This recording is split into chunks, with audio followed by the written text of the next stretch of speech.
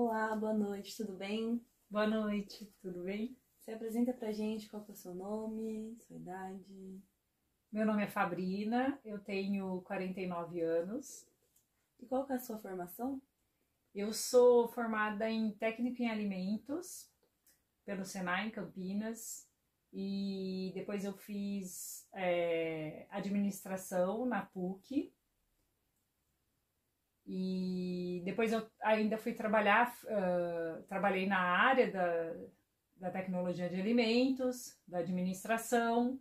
E depois eu fiz pedagogia, pós-graduação em alfabetização e letramento e relação com o saber. Fala pra gente onde você trabalhou. Quando eu me formei, né, no curso de tecnologia de alimentos, eu trabalhei na SPAL, né, que era uma fábrica da Coca-Cola no município de Cosmópolis. Eu comecei lá como estagiária. Fui contratada, eu tinha 6 meses de estágio inicialmente, mas eu fui contratada quando eu completei 4 meses de estágio. Qual foi a sua função? Eu trabalhei nos laboratórios, eu fiz estágio nos laboratórios de tratamento de efluentes, tratamento de água e no laboratório de controle da qualidade, que foi onde eu fui contratada e trabalhei como analista de controle da qualidade. Bom, a nossa entrevista então é sobre uma história de perdão. Você pode contar pra gente a sua história de perdão?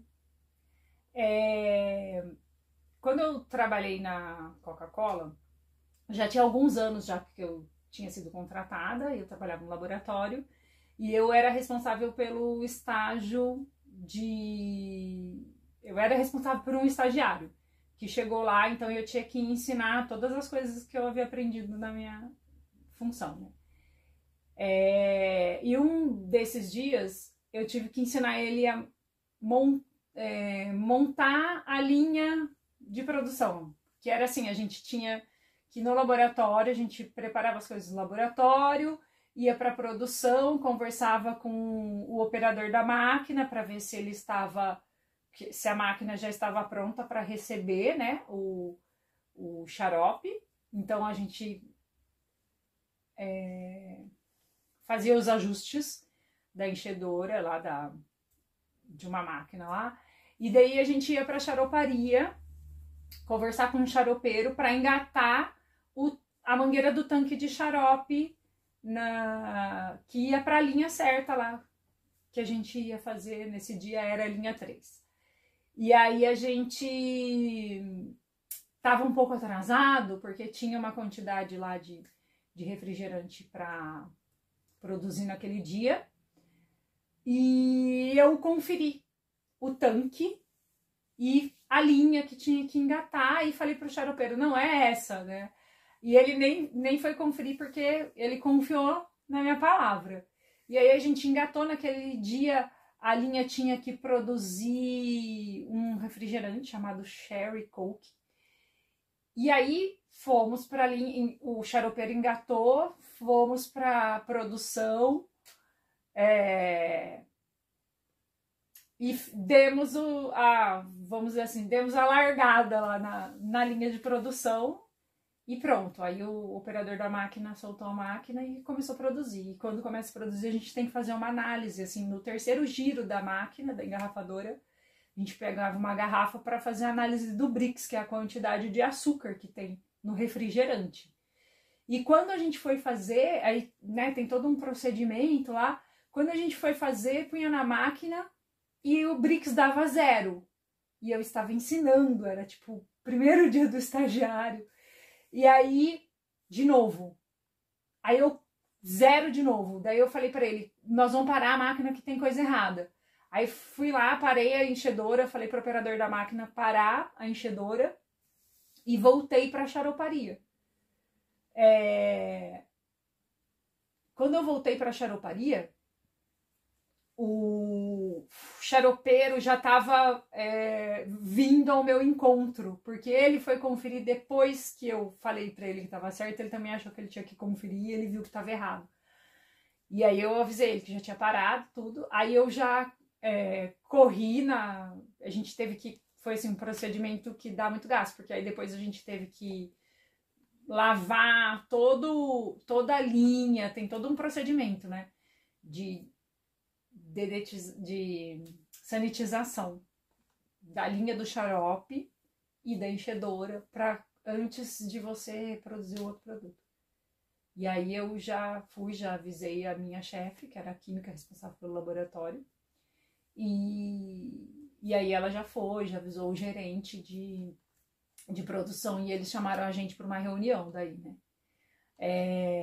E aí o gerente falou que era muito grave o que aconteceu, que era um caso, que ele queria saber quem que era o responsável, e eu me responsabilizei, e ele até assim meio que queria achar, não, porque não podia ter só uma pessoa responsável, porque a responsabilidade de soltar uma linha era de 3 pessoas pelo menos, o pessoal do laboratório, o da xaroparia e o da enchedora, né?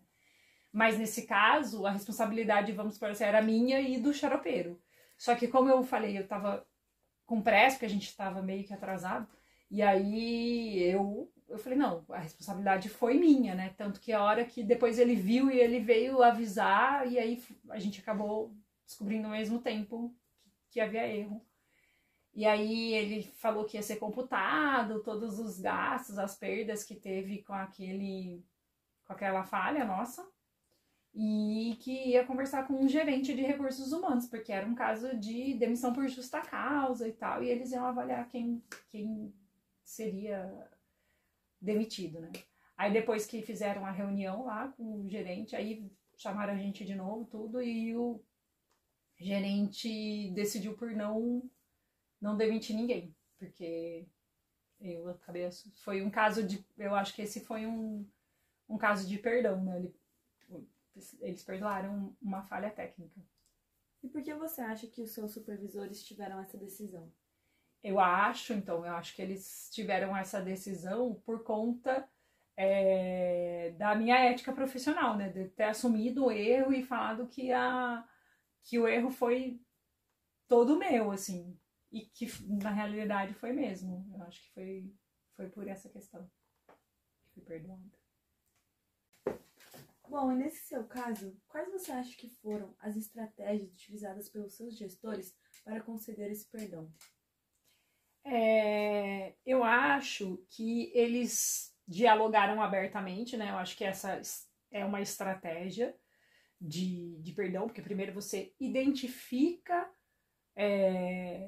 o que o outro está falando. Então foi um diálogo aberto, inicialmente, porque eles consideraram escutar os funcionários, né? Se eles não tivessem usado essa estratégia, talvez eles demitissem sem não quero saber, né? Por exemplo, não sei se tem alguma empresa que faz isso, né? Não quero saber o que aconteceu, vocês tiveram um desperdício X e aqui não precisamos mais de vocês. Mas não, então acho que eles utilizaram essa estratégia de diálogo aberto para escutar o outro, né? E talvez se colocar também no lugar do outro, para entender a situação. Acho que outra estratégia também que eles utilizaram foi de evitar julgamentos imediatos, porque assim, eles abriram um espaço para escuta e não fizeram nenhum tipo de julgamento sobre o nosso trabalho, sobre a questão da gente estar atrasado, com pressa, querer fazer as coisas correndo e tal. Eles pediram pra gente ter mais atenção no trabalho, né? Eu acho que foram essas, assim, as estratégias deles que eles utilizaram nesse momento, né? Bom, diante dessa sua experiência nessa empresa, você tem alguma recomendação ou sugestão para as pessoas conseguirem conceder o perdão? Eu acho que a comunicação aberta, né, é uma recomendação, assim. Tanto que foi o que eles fizeram, né, abrir esse espaço de escuta para as pessoas, para elas entenderem que existem as maneiras corretas de realizar os procedimentos em uma fábrica e que também, assim, tipo, não é por um erro que a pessoa vai ser julgada e avaliada para ser demitida, né? Acho que com isso, com essa questão de abrir esse espaço de comunicação, de ter uma comunicação transparente, claro, a abertura para a escuta, acaba gerando um ambiente de confiança. Eu acho que em toda empresa, criar um ambiente de confiança para os funcionários é super importante para que eles desenvolvam o trabalho deles, assim, com segurança, né? E que eles possam admitir os seus erros, né? Tanto que, tipo, esse erro que eu cometi, outras pessoas também cometeram já em algum momento. Teve, inclusive, um amigo meu lá que ele também engatou era para produzir um refrigerante lá, Simba, e aí ele estava fazendo sanitização. Foi um dia que ele estava sozinho, trabalhando no turno da madrugada e fazendo um monte de coisas ao mesmo tempo. Ele também se enganou e acabou engatando, em vez do xarope de Simba, engatou no tanque que estava fazendo sanitização, né? Que tinha sabão. E até depois também foi conversado com ele, teve toda essa questão aí. E um tempo até depois disso, a empresa desenvolveu um processo, até que eu colaborei, que era de escrita das rotinas dos trabalhos que a gente tinha que desenvolver. Então aí tinha tudo lá, o que fazer, e se acontecesse alguma coisa errada, como proceder, teve tudo isso. Então, assim, tipo, esse daí era o foco na solução, né, e não o foco na culpa, né? Então, desenvolver esse trabalho, que foi um trabalho de implementação do sistema da qualidade, na qual eu fiz parte de todo o processo, e eu, inclusive, eu ajudei na descrição de todas as rotinas do laboratório, e aí depois disso, como eu fiz isso com muita facilidade, eu fui convidado para trabalhar na área administrativa. E aí por isso que depois eu fui fazer a faculdade de administração, conforme eu comentei anteriormente. Então, uma outra coisa que é importante talvez promover dentro das empresas, né, uma recomendação assim, momentos de reflexão, onde tenham rodas de conversas com os colaboradores para compartilhar as experiências, né, tanto dos erros quanto dos acertos, né, para estar superando essas coisas. E lá também tinha um evento que era mensal, que foi desenvolvido lá pelo pessoal da área de recursos humanos da empresa, que chamava-se Café com o Gerente.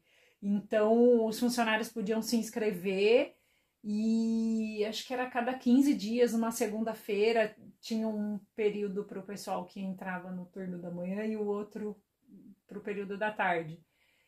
E eram acho que 3 ou 4 funcionários que participavam, e eles podiam perguntar o que eles quisessem. No caso lá era para o gerente de RH, né? E tinha em todo o grupo, né, desse grupo de engarrafadores, tinha nas fábricas o café com o gerente, que era com o gerente de RH, e tinha na sede onde ficava em São Paulo o presidente do grupo, tinha o café com o presidente também, que daí era mensal, e aí os funcionários que trabalhavam lá participavam também